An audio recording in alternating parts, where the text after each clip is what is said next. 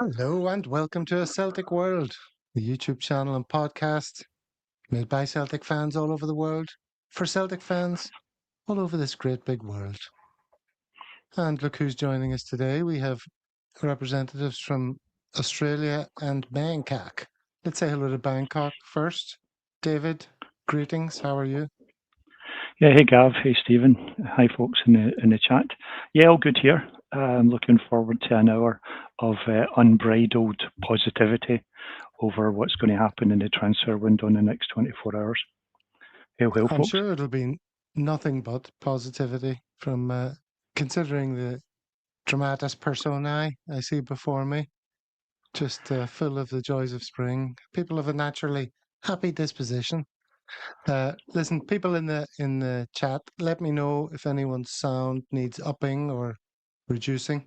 I'm on a new microphone here, so I'm not 100% confident how it's coming across. So let me know. What I am 100% confident in is that Stephen will come across with tremendous gravitas. Stephen, good day. Hey, how we doing? How you doing, Gav? How you doing, David? Hello, everyone in the chat. Yes, I'm very excited today. The last 24 hours of the transfer window. It's just the best time to be a Celtic fan, and this is the time when our very own beloved Michael Nicholson comes alive, and I can sense his feverish anticipation for the day he's going to have ahead of him today. So I think we're going to see an avalanche of quality signings in the next 24 hours.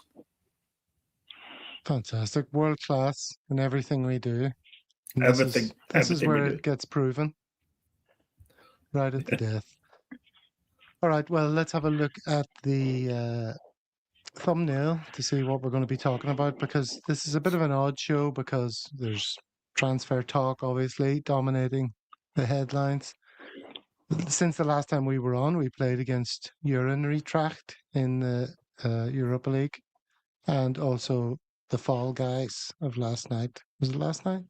Yeah, Falkirk game was last night. So we've got quite a lot to cover. This is the thumbnail.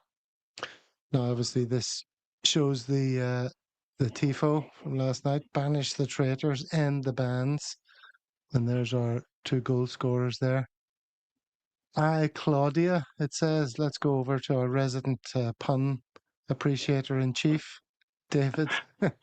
Do you appreciate that? Do you need anything explained? Well, actually, no, my wife is a big fan of the show The Traitors with Claudia Winkleman, is it? That's right. Yeah, can't say I'm the biggest fan of that show myself, but yeah, in terms of the traitors, sack the board, bring back the Green Brigade. It was a fantastic tifo, and I think good, that and we need the Green Brigade back. The atmosphere in the stadium has been pretty poor, understandably. So I think we need to get everyone behind Martin and the team. But the only way we can do that is by serious shifting of the board. Yeah, for sure. Stephen, are you aware of the cultural phenomenon that is the traitors back home? I am aware of it. My daughter's a big fan. She's been watching it religiously, so I am aware of it. I can't say I've watched any of it, but I get a running commentary from her on a daily basis. So I don't. I feel I don't even need to watch it now. So I get the reference, and it was a great tifo and 100 million appreciations for the Green Brigade while still on a ban, managing to get that into the stadium and get it all assembled and put together. That is just phenomenal work. And you've just got to stand back and applaud that. Well, let's stand back and applaud everyone who's in the chat. Hello to y'alls. Let's just have a few messages of greeting. What I'm slightly disappointed by is that it sounds like I should be hanging out with Stephen's daughter and David's wife a bit more, because I am a big fan of the Traitors, and I've been watching it since the very start. Like, I know it's kind of really become a big thing since the Celebrity series, which was the one prior to this one. But yeah, I've been all over it for ages. When Alan Cumming was presenting it, and there's an Indian one which I've watched. There's French Canadian series, a couple of those. There's an Irish one where the jackpot's up to €22,000, and they got very excited, you know. But no, I'm a big fan of the show. I'm a bit annoyed now that like everyone's watching it. It's one of those things, you know, you kind of think you own it a bit, but when it's dominating the headlines and half the population of the island of Britain is tuning in to watch it, you know, it's hardly niche anymore. Do we have any Traders fans in the chat? I wonder. Because there's always a few Scots in it, and it was Celtic this season. It was like a Scottish, someone from Scotland, Ireland, and Wales were the three traitors. So that was fun to see. And they made quite a lot of their Celtic connection. But anyway, yes, Claudia. Hi, Claudia. Stephen, can you tell me who the three people are and why is this guy featuring in the middle more than he was previously? Why is he come into the spotlight? Well, that's Hargreaves, isn't it? Is it Mark Hargreaves, the Celtic's head of security? So he's become front and centre due to the word on the streets, and you know, sort of amplified by the latest statement from the Green Brigade, and making out that it's him and only him that's standing in the way of the Green Brigade getting back into the stadium, and he's made it personal. And he sort of gave the board an ultimatum: it's either them or me. So he's made it as if he's going to resign if the Green Brigade are allowed back in the stadium. But you know, it's a strange hill to die on for him. But although maybe not if you look at his history in Police Scotland. But for me, I would be handing him his jacket at the first available opportunity. And as David says, just get the Green Brigade back in the stadium. Yeah, really can't go on. All right, well, let's talk about the transfer window then, because it's almost done. Do we have any new guys in the door? Well, we know the two that we've already got are already in the team and performing, doing quite well, you would have to say. Javan Chara and Araujo. But let's sort of run through a couple of things that seem to be happening.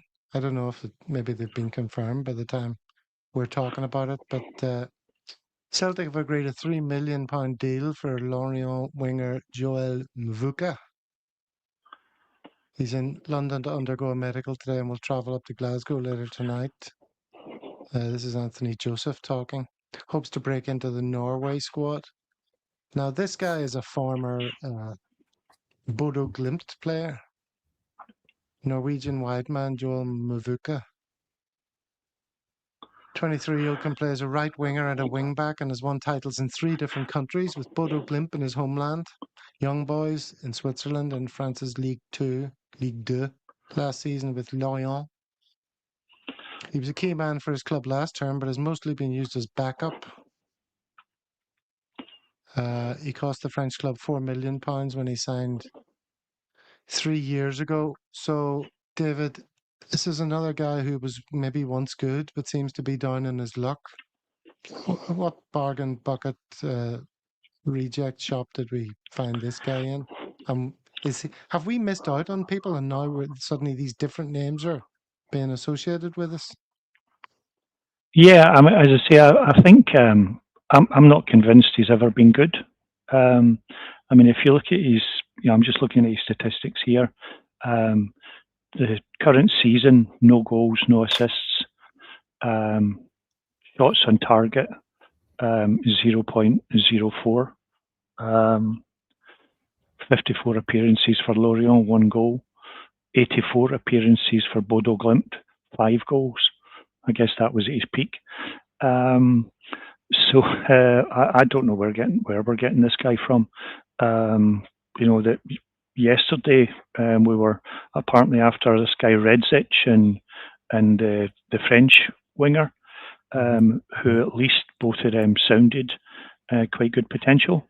But this guy, I don't see it at all. I mean, obviously you want the best from all our players, but this just seems a bizarre signing when, you know, we've got, for the same price, we could be getting the boy from Motherwell who's the top scorer in the league. I just don't understand the there's no strategy, but I just don't understand what their thought process is.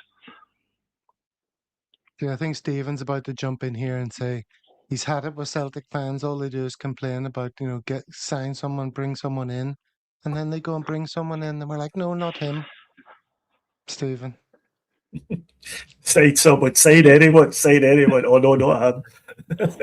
No, I mean, I can only agree with almost everything David said there. I don't really have much to add to it. I mean, this guy, you know, we can see the strategy the club have followed in recent times, and that we're looking to maybe get a bit of value in some leagues, and looking at players who've maybe had a bad season, but previously were okay. And the guy we signed, the striker we signed, who scored yesterday, he fell into that category. He was good at Sparta Prague, moved to the Bundesliga, didn't really work out for him. You know, the other guy we're supposed to have signed, the striker from Germany, he's another one that falls into that category. He struggled a bit in the Bundesliga, but he was good in Austria before that. But this guy has just never been good. He's been terrible. There's no good spell there. The bad spell has been his career. He's just not at any point hit any kind of standard that would lead you to believe that he's good enough to play for Celtic. And of all the right wingers we've been linked with, he's comfortably the worst. So it's an absolute bludger of a signing. And just to go back to your original point, Gav, we're clearly at the very bottom of the barrel now. In fact, we're through the bottom of the barrel and we're excavating into the mud now, because there's no way this guy has appeared on any list of potential signings at the start of the window. This has came from a phone call from an agent or something, and we're that desperate. We've screwed it up with all our other targets. We can't get any of them, or we won't pay the money for them. I think it's probably more likely to be the case. And now we're just throwing mud at the wall now and hoping some of it sticks. And I just, for the life of me, I can't see this guy being, certainly he won't be any better than Yang. And if that's the case, then what is the point? Okay, well, keeping up the positive chit-chat, let's talk about Junior Adamu, who's the guy you mentioned a minute ago there, Stephen. Florian Plettenberg here. Total verbal agreement between Celtic and Junior Adamu. Advanced negotiations are ongoing with Freiburg. 24-year-old versatile striker is on his way for a medical. Other clubs are trying to hijack the deal. If no hijack happens, the move will go through. And then the comments below this are like hilarious about like, who the hell's going to hijack this? You know, I mean, you hijack something of value that maybe, you know, more than one person wants.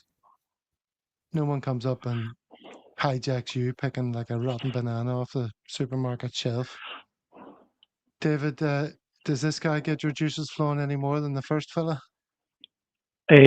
Well, marginally. I think he seems to be a little bit sort of higher quality potentially, but it's another loan deal, I think. You know, so I don't know if it's a loan to buy option, but I mean, now that we've got Chwanchara up front, we've got Iheanacho, we've got Osmond coming back next month probably. We've got other areas that we really need to focus on, I think. You know, we need a proper right winger. I don't know if this guy is a right winger. I mean, I don't know what a versatile striker means. You know, is that sort of like equally shite in about 3 different positions? But, you know, he's not an out-and-out goal scorer. He doesn't, I think this season he's got 1 goal and 1 assist, 2 goals and 2 assists last year. So I'm not really seeing it, to be honest. As I say, just going back to the point someone made in the chat earlier on about Mawanisha from Motherwell. I mean, I wasn't saying we low ball to get him, but if supposedly we're paying £3 million for this whatever the guy's name was, Mvuka, that kind of money plus Welsh would definitely have got us the Motherwell boy. Yeah, we've no idea how conversations happened or didn't happen or what stage they got to. Stephen, do you have any wisdom on that? I mean, the whole Motherwell saga. Is there a saga even? Yeah, I don't know. I don't know. I mean, we do know that Martinoneill had a look at him. So whether or not, I mean, my feeling is we've set ourselves a transfer limit of what we spend on between 3 and 4 million for any single player, which is ridiculously low in the current climate. But I firmly believe that's where we are. And I think probably Mother will say, well, you're not getting them for that. You're going to have to go higher than that. And at that point, Celtic have walked away. I think that's the same thing's probably happening with the Gemis. Is that the French guy playing in Serie B in Italy they were meant to be signing? The guy that Martinoneill more or less said they were signing on Thursday. I know, and incidentally, that press conference. Yeah. Well, apparently that press conference has disappeared from the internet now, where Martinoneill said that. I've yet to confirm that, but I read a snippet on social media earlier that said you can't find that interview anymore, where he said, he more or less, mentioned that without absolutely name checking him, it was quite clear who he was talking about. And that guy looks a decent player, but he's going to cost about £6 million. And I think that at that point, Celtic just said, no, sorry, that's above our limit. And we've walked away. And that's why we've ended up again at the £3 million mark. And we're left on the last day of the transfer window desperate to just get a warm body in the door. But the truth of the matter is now, you're talking about who's going to hijack that deal. The only teams that would hijack a deal like that are a team like maybe Aberdeen. And let's be honest, if Aberdeen signed any of these guys, you wouldn't be really surprised, would you? If Aberdeen signed a boy from Freiburg that we're signing on loan for 4 months, you wouldn't really be surprised at that, would you? So we're in the same market as basically the float sum and jet sub of the SPFL. And that's just an embarrassment, really, isn't it? We should be signing players that are completely out of reach of every other SPFL team except Rangers. And we're not. We're signing players who would comfortably move into their teams and their squads. So it's just an absolute shambles. Well, here's Mahesh coming in with the stats. Having looked at them, Adamu slightly better than Mvuka, but not by much. These type of players aren't going to move the needle enough in the league, given Celtic's predicament. I mean, yeah, there seems to be a vast difference between these types of reject players who were just hoping against hope will somehow restart their career, or else we're just another step in a downward trajectory to them finding their level in the third division of the Netherlands or something. And like the hottest property in Serie B, which this guy was from Prozanoni, apparently on the up, in form. That was at least something to hang your hat on, but I mean, that's all been ripped away from us in this. We seem to be just drowning in a sea of mediocrity here. Christ almighty. Oh, well, this is the very point, actually, this tweet from Mihal. Both players could well work out to be decent signings, but on stats cannot help but feel let down when yesterday's linked players looked so much better quality. Why not break the bank for the Bodo striker and one of the two linked right wingers, plus the Motherwell right winger?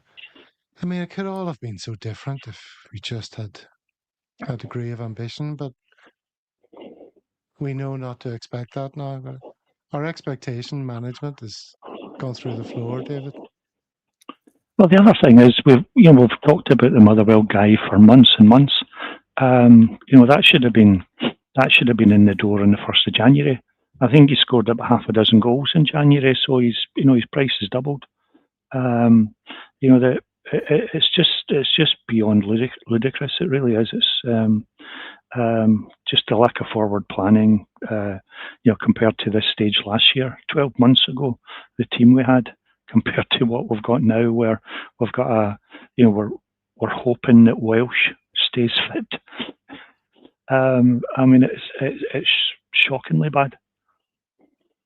I mean, are the windows getting worse and worse? I mean, it used to be like a bad window was we'd buy a few players and they wouldn't quite live up to the price tag or something, or they'd take longer to settle in. Now we're just getting in loans, short-term loans that nobody else wants, Stephen. How's that the direction of title winners? Well, I think, look, my view is that the worst thing that's happened to Celtic in the last 5 years was the signing of Matt O'Reilly. Now, Matt O'Reilly was a great player for Celtic, and scored some great goals and was really, such an amazing player for us. But because we signed him for £1.5 million and then sold him for 30, I feel as if everything's been referred back to that now, and that's what we're just trying to replicate that with every signing we make. We're trying to, and obviously, and we know that every signing has to go to Dermot Desmond for the tick of approval.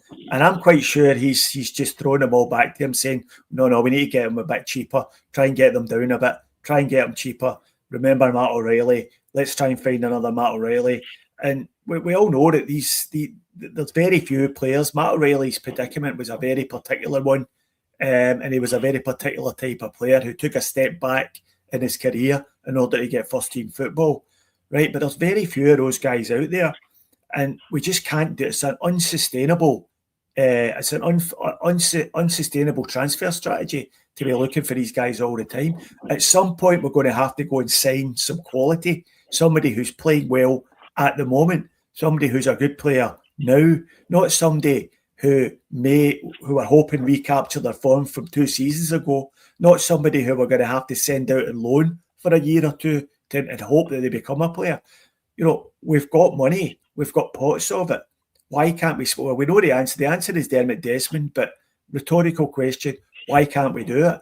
Because we've got pots of money in the bank to do it. So we should be able to go and buy players that can go straight into our first team and improve it straight away. But we don't have the will to spend the money, and we don't have the expertise within the club to get these deals done.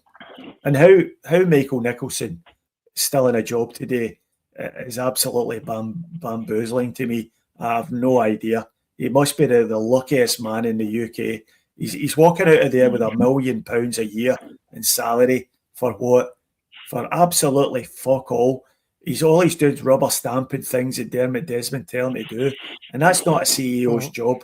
You could get someone on 50 grand a year to do that, and so he's been miles overpaid. So we're talking about money disappearing out the window, and we talk about money in the bank, and we'll talk a bit more shortly about players going out the door.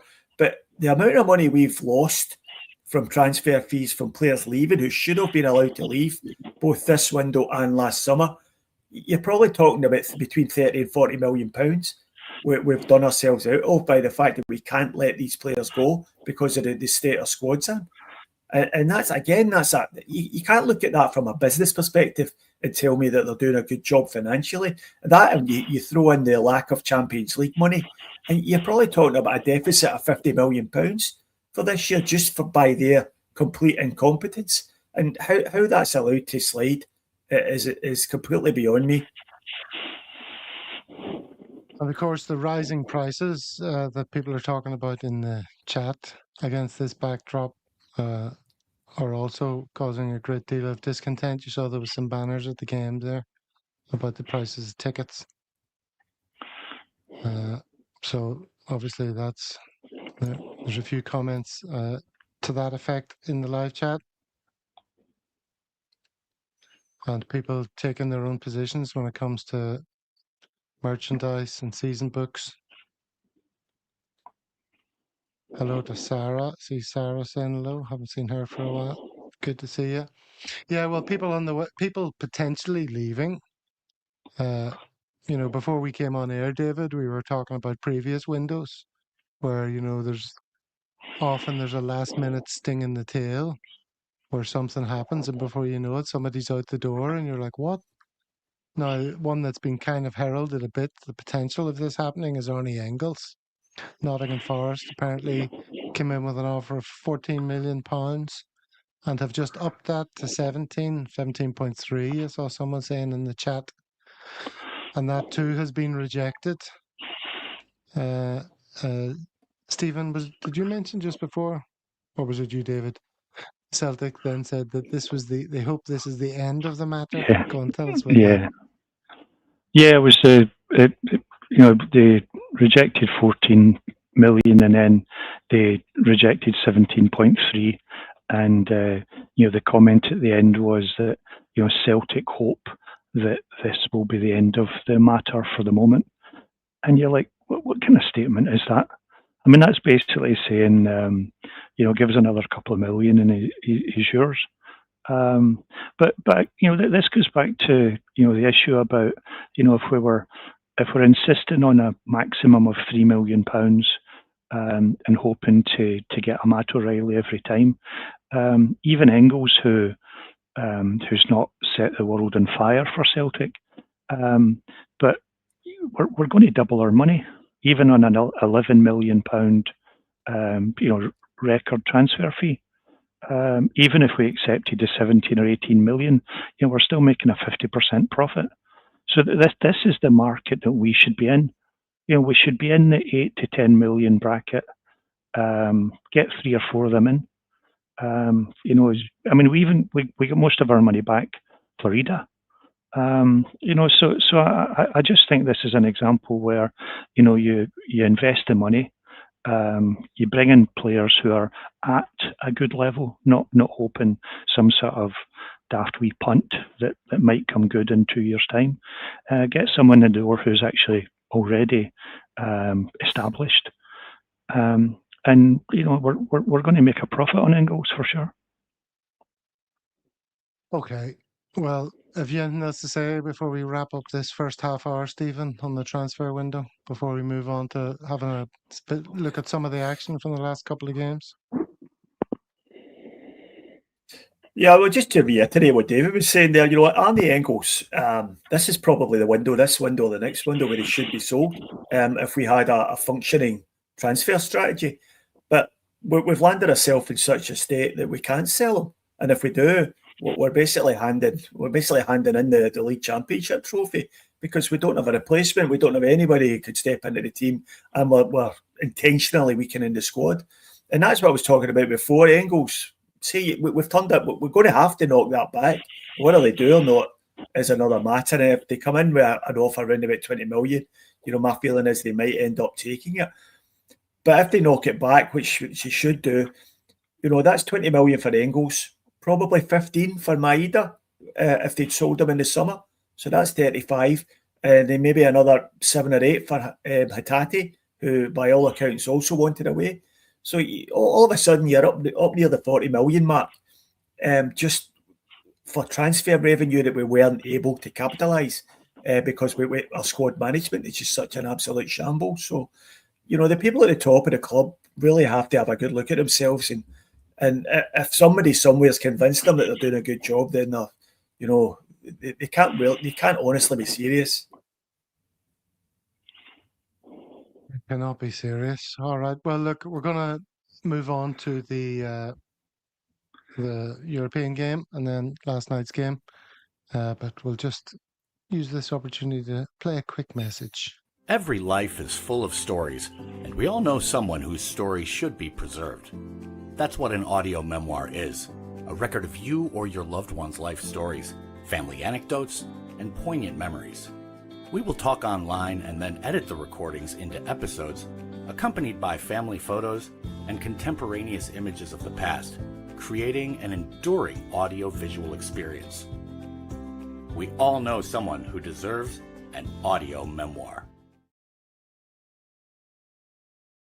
Yes, use the discount code Celtic when you get in touch. That's our way of trying to ensure that a Celtic world not only survives, but thrives, David, positively thrives. And now, whenever we were talking before the last two games, we had Utrecht and Falkirk coming up, and we all kind of thought, there's a fair chance we can get 2 wins under our belt, and the feel-good factor will be back. And if we put the transfer window to one side, is there an argument for saying that has happened, David? To be fair, I think that the fact that we qualified beyond the group stage in the Europa League was a great achievement by Martinoneill. I think the performances that that he oversaw were excellent, largely excellent. I only saw the last half an hour of the game. I woke up in the middle of the night and saw we were winning 4-2, and then thought, let's see if we can get some more goals. And of course, not a single attack in the last half hour. So that was half an hour I'm not getting back again. But no, I think it's always good. I think Stuttgart will be a challenge, in the next round, especially when we've got the Huns on the following Sunday. But yeah, it was good to it was good to get through. I think they probably sort of 3-0 up after about 15 minutes. You were expecting floodgates to open, but we don't have the squad, and this is going back to what Stephen was saying about the squad management. We've got the players that are playing twice a week for the last 6 weeks, and you've got more of the same for the next 2 or 3 weeks. They're running on empty, so we don't have. You look at the bench, there's hardly any quality there to come in as replacements. So it was good. And then Falkirk, I think they're one of the form teams in the league just now. So it was good to win. I think again, probably show some of the clips where defensive wise we were a bit weak. And I think the midfield, it probably wasn't our strongest midfield performance of the season either. So I think the squad just needs refreshments. Certainly does. Supplementing, as Martin likes to say. Okay, well, let's run through some of these images then, if you can remember what happened in this game, Stephen. This is first goal, and it's Benjamin Nygren. How did the ball get to him here? Was it Tierney, after good work by Tierney? Yeah, it was Tierney. The ball was Tierney made a really good run into the box and just basically burned his defender and squared it. And it was a tap in for Nygren, and it's another assist for Kieran Tierney, who's, if we're looking for positivity, then that's where you'll find it, is Kieran Tierney's performances so far this season. He's racking up the assists.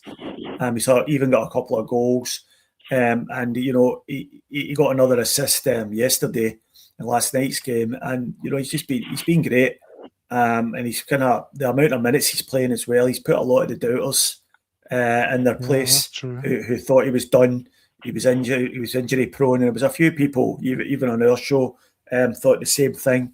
But I always thought there's plenty of football left in Kieran Tierney, and he's been excellent for us this year, and that was an excellent assist there. But Nygren as well, you can't take that away from him. His goal scoring record's fantastic. Yeah, it really is, and he pretty much scored the second goal, sort of squared it here, and it came in off the defender, didn't it? For the second goal, after he was very alert to it. And I've been thinking a lot about, on our show there was almost two camps, not quite, but it seemed to me like some of the biggest defenders of Engels were also detractors of Nygren, in a sense, because I think the difference between the two players is when you watch Engels, you see him occasionally do something that requires tremendous ability, like one of these raking long passes from deep in midfield, and just the right amount of bend on it, and it looks amazing, and you think, I could never do that in a million years. You look at Nygren and you think he doesn't look that sort of talented. He doesn't look like he's overflowing with God-given ability. But my God, he just produces like crazy, David, doesn't he? Yeah, I think he reminds me a bit of Abada. not to see him too much, and then suddenly the ball's in the back of the net. I think Giacomakis was a bit like that as well. You would just very few touches, but scored a lot of goals. He does seem to get into the right position. His goal yesterday was a cracker. And he seems to have this knack of, hitting the underside of the bar as well. And I think he's been very positive. But I would definitely agree with Stephen. I think KT has been, especially the last couple of months, he's really, really stepped up. At the start of the season, where people were saying, "Oh, it's 50 grand a week, it's a lot of money." He's not been able to play a full 90 minutes for 2 years. I mean, he's played week in, week out for the last pretty much the last 3 months, and the number of assists. I don't know how many assists he's had. Probably Mahesh will be on the job as we speak, but I think he's been really, really, really excellent. Yeah. And then we got a handball penalty for this decision, which many were sort of thinking that was rough on them. But a good penalty, totally unsavable, even despite the fantastic goalkeeper, Stephen. Yeah, we all had visions of Vasilias Barkas coming back to haunt us, didn't we? And producing the performance of a life and got away with a 0-0 draw or something. But fortunately, he reverted to type and was absolutely shite and showed us all exactly why we got rid of him in the first place. So it's kind of nice when that happens as well, when your decisions are validated a bit. But he's just a terrible goalkeeper. And fair play to him, he's hacked out a career at the top level while being absolutely rubbish. So it's good work if you can get away with it. Yeah, sure is. And then another man who sort of vacillates between saving us in games and looking like he's very much on the decline is Kasper Schmeichel. This was their first goal, and people talking about his positioning and how he's planted in the ground and doesn't move for various these. Made a great save here. Shot that looked like it was going in, just as if to give us an idea of the two extreme ends of his game. And then here again, the guy shot from here, and you're thinking there's no danger from this shot. But then, that's sorry, I'm jumping on. Yeah, there was no danger, you would have thought, but somehow he managed to beat Schmeichel from there, David. It reminded me of. Down, but we've kind of stuck with him, aren't we? Yeah, that goal there reminded me of Kyogo against the Huns last season. That's where right. It was a bit like where he basically just passed the ball into the net with Butland, nowhere near where he should have been. But the thing about Schmeichel, arguably the last 2 or 3 games, he's really saved us. Yes, he was at fault for both of those goals that you've shown, but he made an excellent save yesterday in the first 5 minutes. I think he definitely needs replaced, obviously. The Martinoneill doesn't seem to fancy Sinisalo. It's another one of those positions that we're probably looking to upgrade in the summer. But this has to be Schmeichel's last season. The summer's just going to be ridiculous, isn't it? Yeah. We'll talk about that when it comes, but let's try and get through this the rest of today in one piece before we get onto that. Trusty then heads home, Stephen, and there's talk of him being of interest to other clubs, isn't there? Have you seen this? Stephen, how bad of a loss would it be if Trusty was to disappear before the day is out? Well, I think you saw, we've been seeing recently when he's not in the team how big a difference he makes. So he's a good defender, Trusty. He's very, very underappreciated, I think, in the Celtic team. I'm not saying we couldn't sign anybody better, but I do think he's another player that if we sold him this window, we would make an awful lot of money on him. So I think other people can appreciate how good a defender Austin Trusty is if perhaps we can't ourselves. So, but I think he's very good. He sort of adds a calmness at the back for us. He has got a mistake in him, but I think with his defensive partner Liam Scales, he's missing Cameron Carter-Vickers there, who was Mr. Dependable, and I think the whole defence is suffering from that. But I think Trusty's very underrated. Brian Harkin coming in with a little jeu de mots just for you, David. Yep. Yeah, the bane of our existence. Yeah, thank you very much, Brent. Yep. Sounds like a character, much like these characters. Did you see them celebrating in the game here, man, with the bottle of vodka? Is that what that is? It's got to be vodka, isn't it? Yeah, it's got to be vodka. He'll be out. That'll be him banned. He'll be on the banning list tomorrow. Definitely. He's not going to survive the call. Nah. But whatever happened to our other friends? They must be sitting in the same seats as those old boys, the old boy characters who weren't in the European night.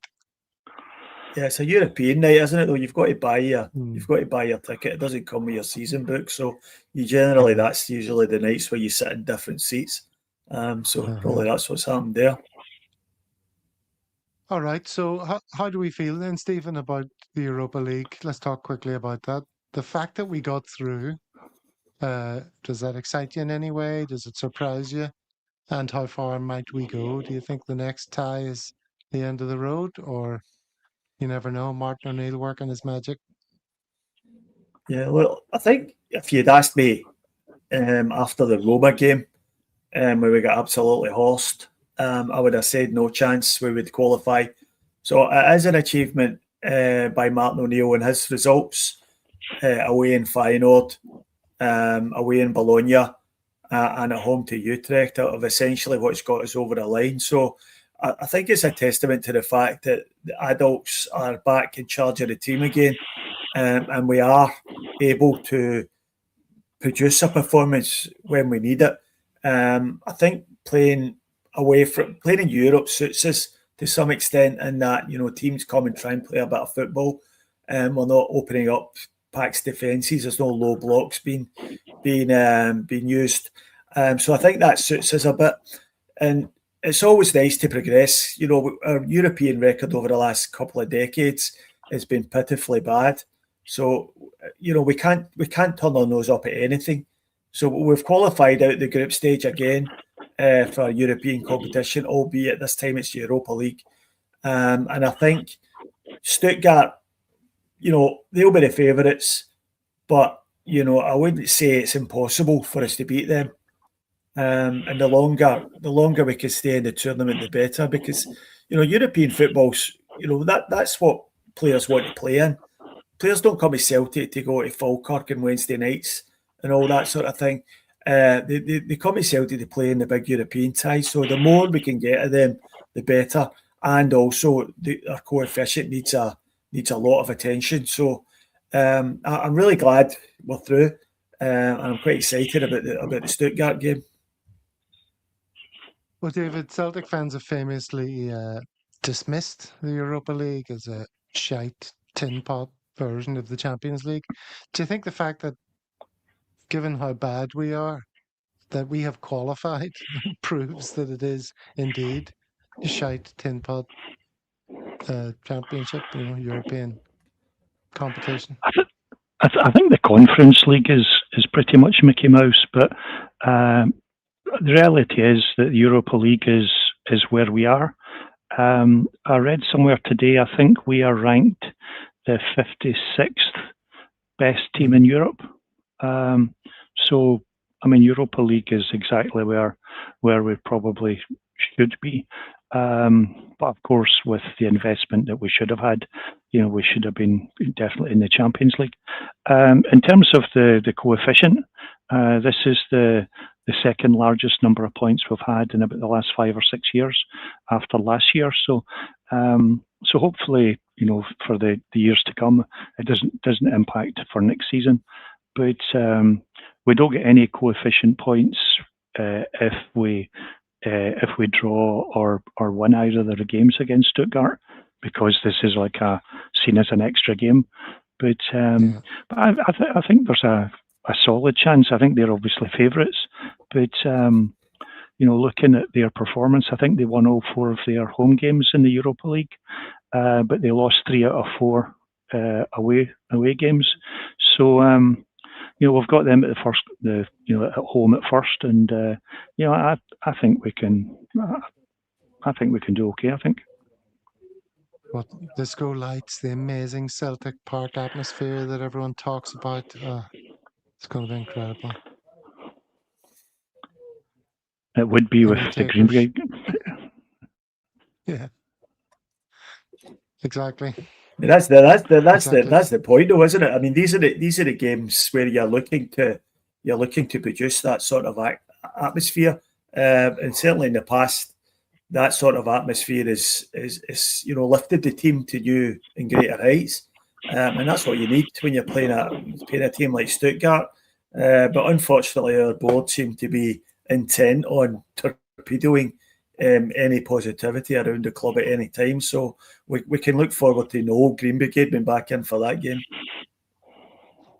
Yeah, but it's only the fans that are gurning about that. It's not like opposition managers are pointing out that the lack of Green Brigade is assistance to their cause. David, isn't that right? Yeah, as the Falkirk manager mentioned yesterday. I mean, he was spot on. He said that the away managers are looking for any glimmer of hope that they can get coming to Celtic Park, and normally the atmosphere, it puts the shits in them. But the atmosphere has been pretty flat. So as an opposition manager, he was delighted to see that they weren't there, because they bring so much to the team.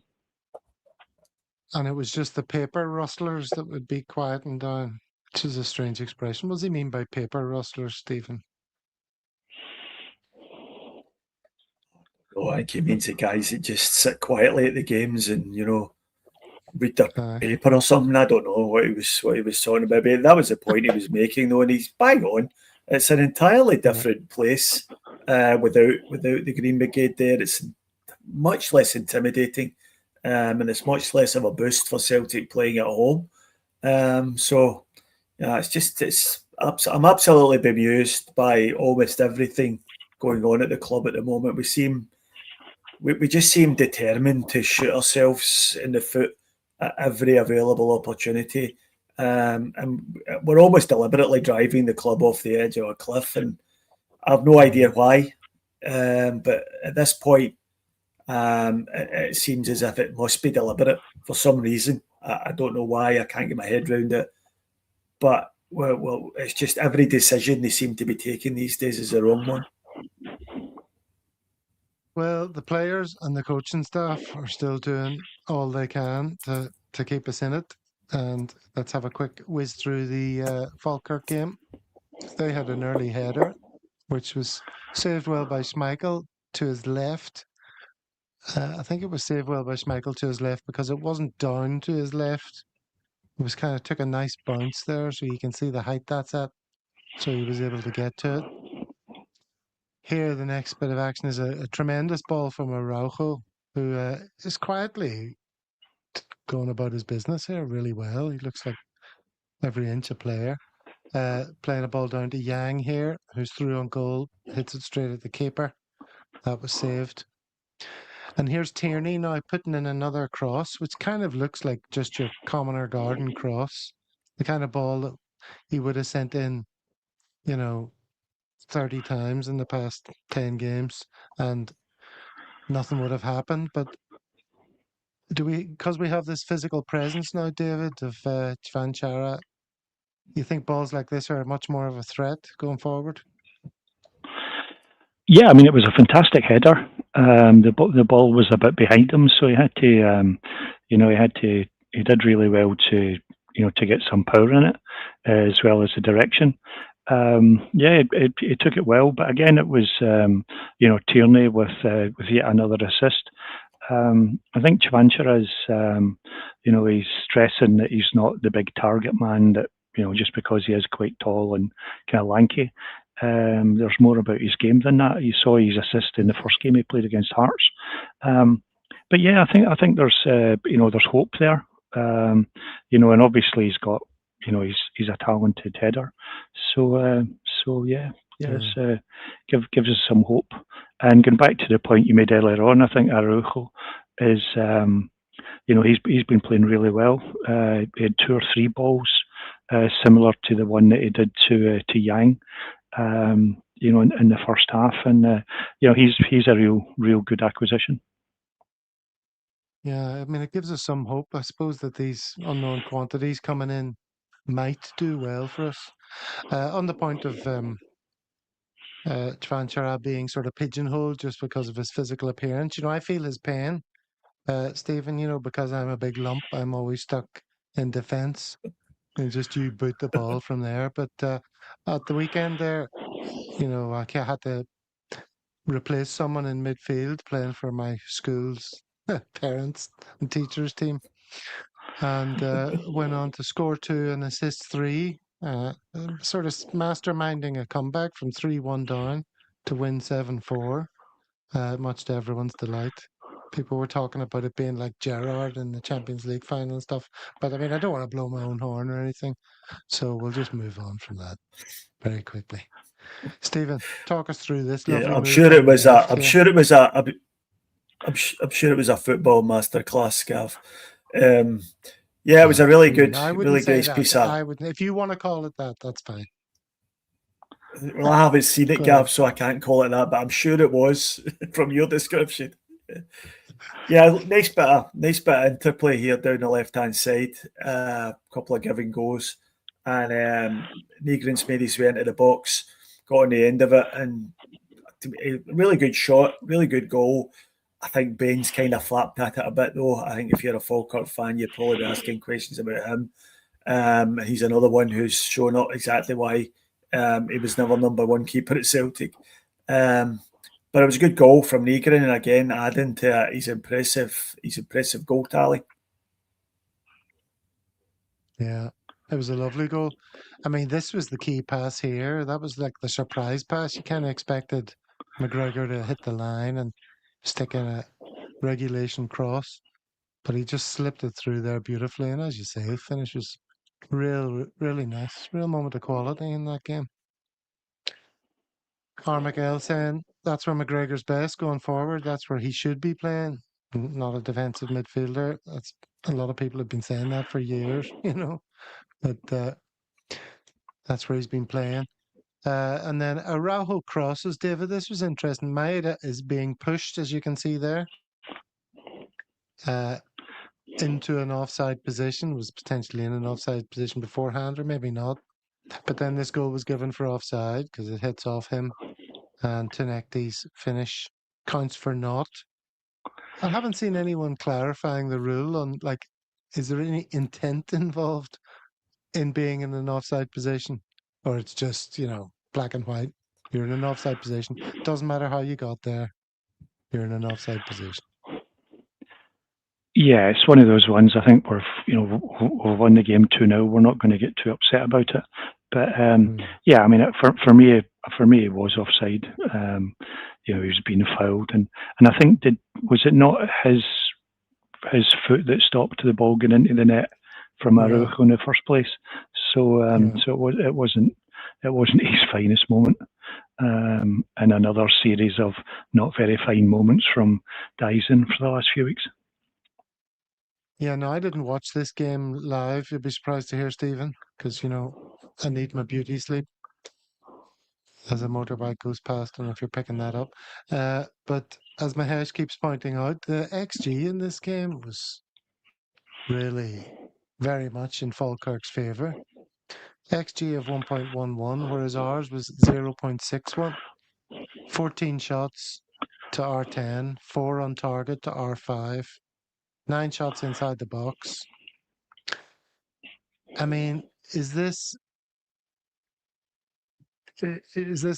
you going to say this is where these kind of stats fall down? Because yes, they were sort of in and around, but they didn't really come close to scoring. Yeah, I think, I wouldn't say this is where they fall down. I think this is where stats have the limitations. And any good manager or coach will tell you that stats and data are a big part of what they do, but not the full story.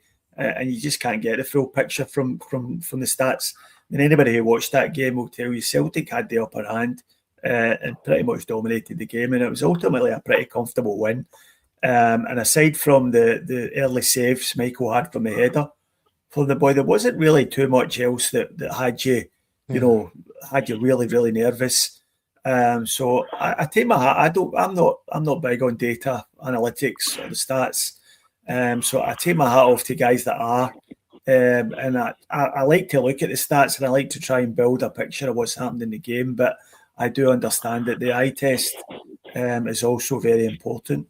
And I don't think you could say, I mean, I've seen Mahesh is in the chat there. I think he's been in there twice saying that Falkirk deserved to win the game on the stats.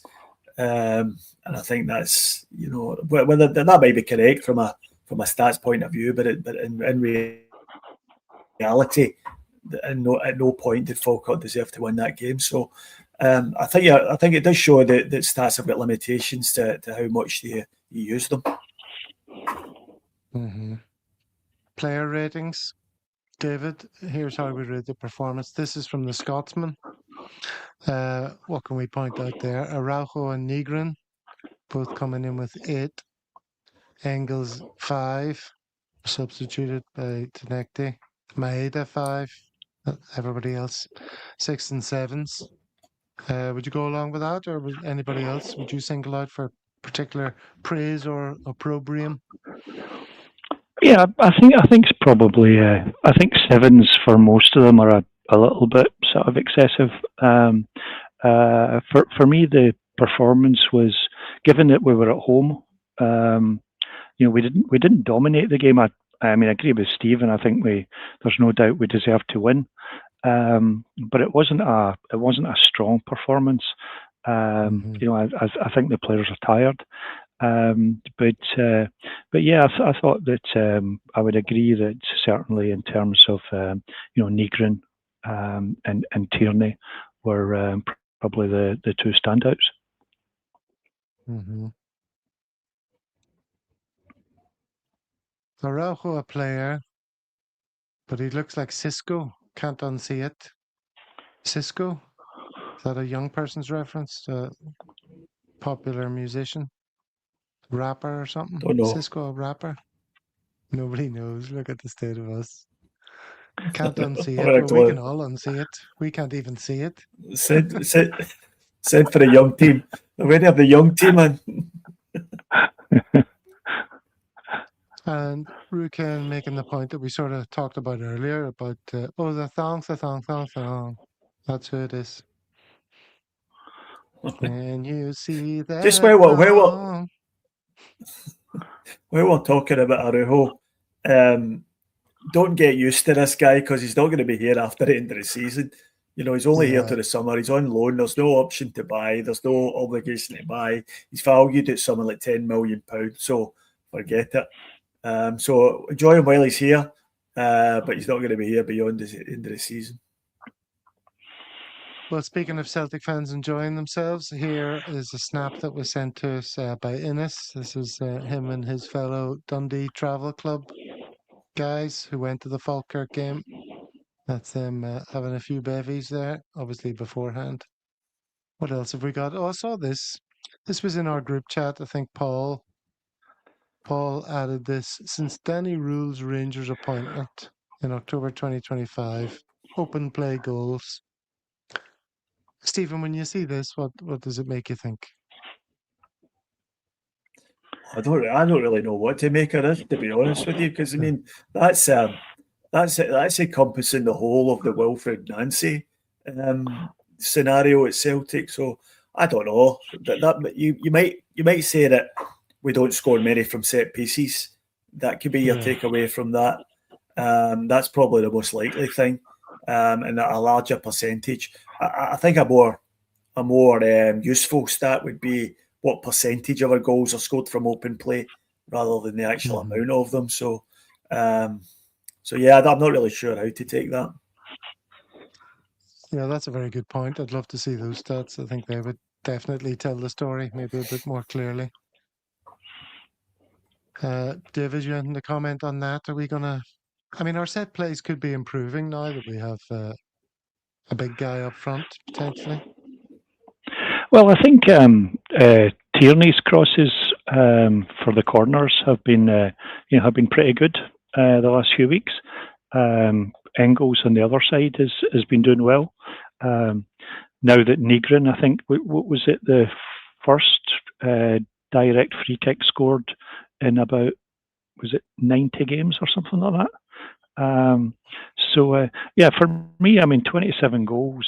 Probably we've not scored many more than that, but we're probably only averaging about 2 goals a game, which is probably a bit more worrying for me in terms of statistics. Should Benjamin Nygren be in contention for Player of the Season? I mean, yes, is my answer. Is this going back to our conversation of earlier? You're both going to say, well, KT's up there with a shout. Yeah, I think he is. I think Nygren is in contention for Player of the Season, but the fact that he is, I think, is a testament to how poor our squad is and how poor we've been this year. So hopefully the second half of the season, or the latter part of the season, will see someone coming from the field to make that title their own for as Player of the Year. But if not, I would say definitely Nygren, just on the basis of the goals he scored. But there's time left for someone else to make a run at it. Well, I think it shows how poor we've been against Falkirk. Yeah, go ahead. I think it shows how poor we've been when you're looking at, Nygren, KT, but then after them you're looking at Yang or Scales. I mean, Scales to be the Player of the Year, and to be fair, he has been, sort of better than he was last year. But this is kind of the levels have dropped spectacularly since last year, where the likes of Yang is even being considered as Player of the Season. Yeah, some people making similar points there in the chat. I'm hopeful that Ua Chanchara will be the player that comes out. Like you were talking about, we're just throwing mud at the wall and seeing what sticks, Stephen. Well, he could be one of the diamonds in the mud. Well, I think one thing he does show it in Arujo as well is that there are players out there who we can bring to the club who will make a difference to our team. So saying all this nonsense that we just can't attract players at the quality required is just garbage. We're just not good enough at doing it, or we won't pay the money. And these are all loan signings as well. So all these guys might be gone at the end of the season. I know we've got Fidkara's got an option to buy there for about 8 million. I think 7 or 8 million pounds. So what are they? Whether they splash that cash in the summer, who knows? But it shows you there are players out there if you get it right. And the problem for us is for the rest of the transfer window, we've got it spectacularly wrong. Well, that transfer window ends tonight, does it not? So next time we're on, for sure, we'll be able to pick over the carcass of where we're at. Hopefully something good will happen, and hopefully nothing bad happens. That's all we can. That's all we've got to go on. We certainly don't want to lose players that can contribute. And who knows? I mean, geez, hoping against hope that some of these loans that come in actually, make a positive difference. And here we are again. And yeah, it's the same old story. 11 hours and 25 minutes left for our board to mess it up, says Smell the Glove. Dear, oh dear. Okay. It's a sorry state of affairs. Yeah, we did our best to try and stay away from the negativity, but it seems to be enveloping us at the moment. But anyway, it is what it is, as people like to say rather annoyingly in a circular fashion. But we'll be back on Thursday to talk more about it. If you want a deeper dive into the Falkirk game, Tactical Review is coming up at like midday Celtic Park time. So tune in for that and pour over the stats with Anthony and Paul, if that floats your boat. Otherwise, we'll be back on Thursday to talk about the amazing work that our board did and surprising us by bringing in difference makers that help us march boldly to the title this year. Right, lads? Right, Hail, hail, Gav. folks. That's the response. All right. See you.